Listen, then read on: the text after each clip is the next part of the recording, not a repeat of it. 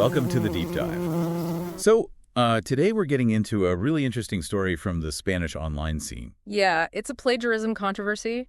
We're looking at a news report about an influencer, Mike Vigardo, and accusations from another creator, Ray. Right, and our mission here is basically to unpack these claims, see how people are reacting, and maybe figure out what it suggests about, online content today.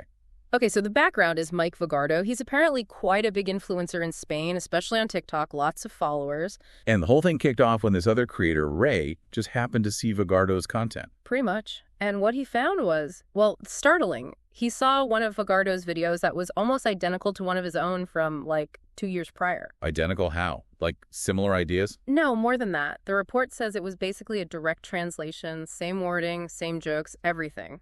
Just in Spanish. Wow. Okay. That's pretty blatant if true. And it seems it wasn't just a one-off.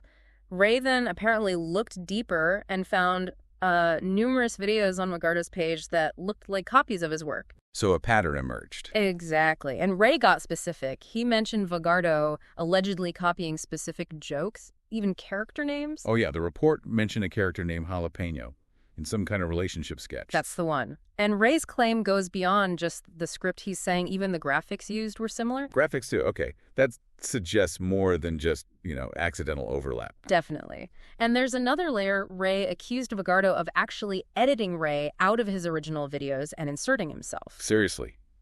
Editing him out. That's the allegation. If that happened, it's pretty brazen. Takes it beyond just copying a script. So what did Ray do?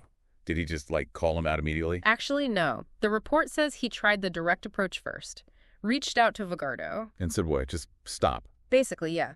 Asked him to stop copying his stuff and apparently even offered to help him brainstorm his own original content ideas. Okay, that seems pretty reasonable, actually, offering help.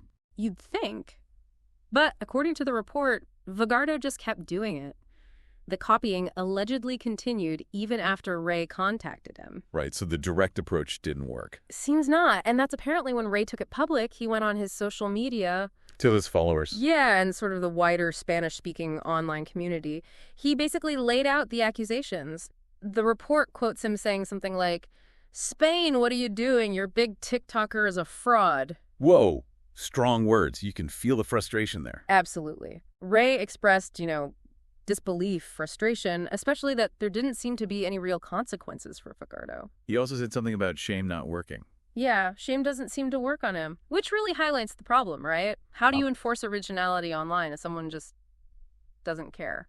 It really makes you think about the whole influencer landscape. What does this say about originality versus just getting views? Exactly. Does popularity built on potentially borrowed work have the same value? It raises big questions about accountability. And maybe about the platforms themselves, or even the audience role in all this. For sure. It puts the spotlight on what we value more. The actual creative spark or just the reach and engagement numbers. Okay, so let's just quickly recap the core points. We have these serious allegations against a major Spanish influencer, Mike Vigardo. Right. Accusations from creator Ray of widespread plagiarism, copying videos, jokes, characters, even graphics. And this allegedly persisted despite Ray trying to address it directly with Vigardo. Leading Ray to publicly call him out, expressing frustration at the lack of accountability. Which brings us to a final thought, something for you, the listener, to mull over. Yeah, what does a situation like this really tell us about the online world? Is it originality that counts most, or is it just popularity, however it's achieved?